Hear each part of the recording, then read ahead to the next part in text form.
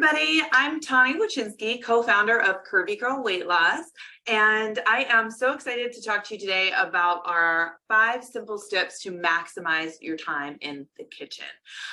So basically at Curvy Girl, we partner with women who are over 40 and are, they're just struggling with all the things, struggling to make time for themselves. They're sick of the diet culture. They're sick of just all the mess, and they come to us and we help them work through their weight loss with our 3-phase system to make it as simple as possible and make it something that they can maintain for life.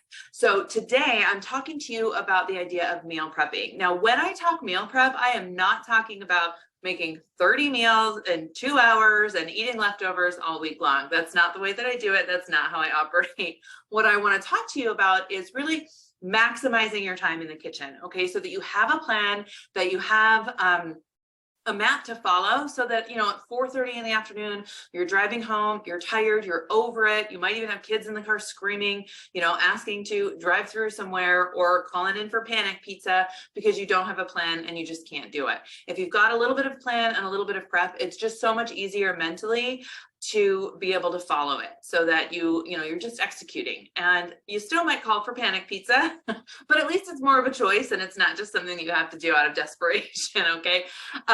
So if this is something that you're super interested in, I am doing a workshop on Wednesday, February 15th. If you're catching this in real time, then you can absolutely join us live for that workshop. It's going to be amazing. It's called Meal Prep Made Easy. If you're catching us after that fact, you can still catch the replay, and I will make sure to drop the link for that inside of our show notes and description and all that good stuff. So let's dive into the 5 tips, okay? Tip number 1, to maximize your time in the kitchen, start thinking about things or ways that you can cook once, but eat twice. All right, a lot of times we miss this one. We aren't thinking ahead that much. We're just kind of in that survival mode. But if you're in the kitchen and you're cooking, soup is my favorite personally, like to do the cook once. I'll double the batch so that I have extra to put into the freezer for another day. Another popular one is anything like some type of a casserole or a pasta dish, or if you're looking at lasagna. You could even do crock pot meals. If you're getting something ready to put in your crock pot, make another one and put that in the freezer so that you have that there for another day when you're super, super busy. And that's super easy. You're already making one. How much harder is it to make 2 or to double the recipe? So cook once, eat twice.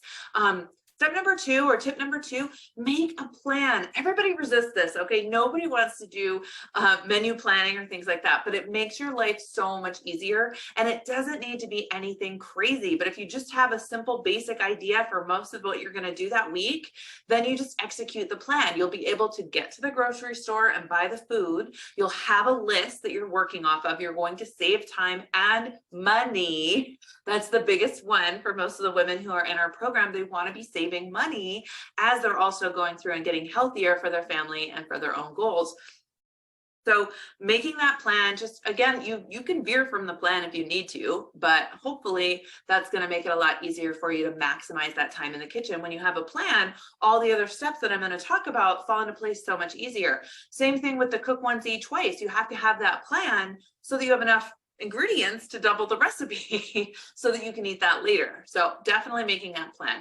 Tip number 3, I would recommend that you prep breakfast of some kind. This might look like overnight oats. It might look like an egg frittata or egg muffins of some kind, super easy to freeze. We've had women who sometimes will do like breakfast sandwiches that they can freeze and then warm up later. Smoothie bags are one of my favorite, where you actually kind of get your smoothie recipe, you measure everything out, you put them in a Ziploc bag in your freezer, and then you just pull them out and put them in to your blender, add whatever liquid you're going to use, any powders, proteins, extra things that you want.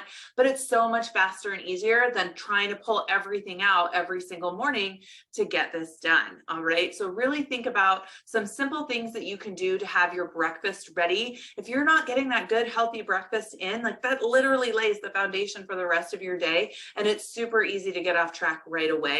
We talk a lot about that inside of our programs, and with the women who are kind of in our circle, we like to make sure that they're getting that good, healthy base for their day so that everything else can fall into place easier. Tip number 4, you want to learn or start thinking about bulk or batch cooking. So this really can look like a lot of different things, but really I like to think about ingredients. So if I'm going to bulk cook like my starches, then maybe I'm going to make a lot of rice, so that I'm going to have different recipes throughout that day that are going, or throughout that week, that are going to utilize that rice in different ways. Maybe I'm going to have taco night. I like to do taco salads, things like that. Maybe we're going to do like a fried rice, a healthy fried rice kind of a thing, that kind of idea. Starches are really easy to do that. You've got potatoes, you've got sweet potatoes, you've got quinoa, all different ways. But if you can bulk cook and then plan to use that up, awesome. Or you can freeze it. Okay. So then you're making your own little like healthy bag of microwavable minute rice, things like that.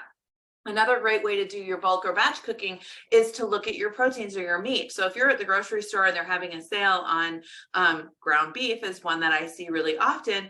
Instead of, portioning that out and freezing it just as is, you could cook up some of that and actually have it cooked in the freezer ready to use. So then when it's time to use it, it's so much faster than if it's raw and then you have to cook it again. So just kind of that one little step is going to save you so much time. If you're if you're grilling chicken or baking chicken, make extra. And again, you can put that in the freezer and it's going to be so much faster later to use. So thinking about these things, again, maximizing your time in the kitchen, not really adding anything extra. You're already in there doing something.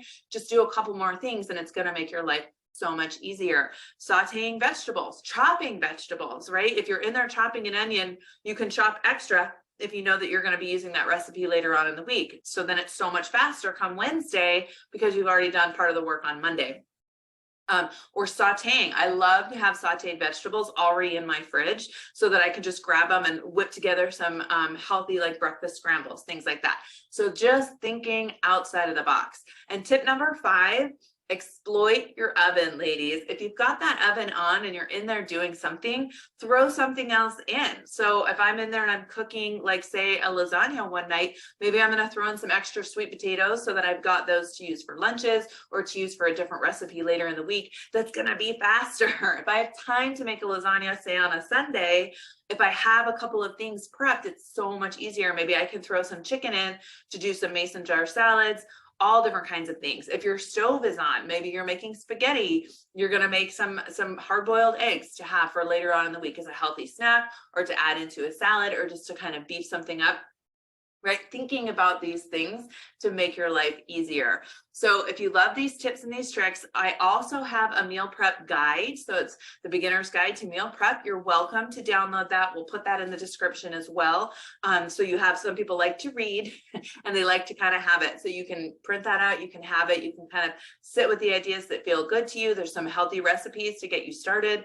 And please, please, please consider checking out our meal prep workshop because that really is a place where I have a lot more time and space to dig into this stuff and give you guys even more tips and strategies that are going to help to make your life easier. That's what we're all about. If you enjoyed this Trainer Tip Tuesday, make sure you're hitting that subscribe button because every single week I come in and talk about a different subject to help make your life a little bit easier. And as always, make sure you're checking us out at curvygirlweightloss.com, where we have tons of resources and more information to help you on your journey.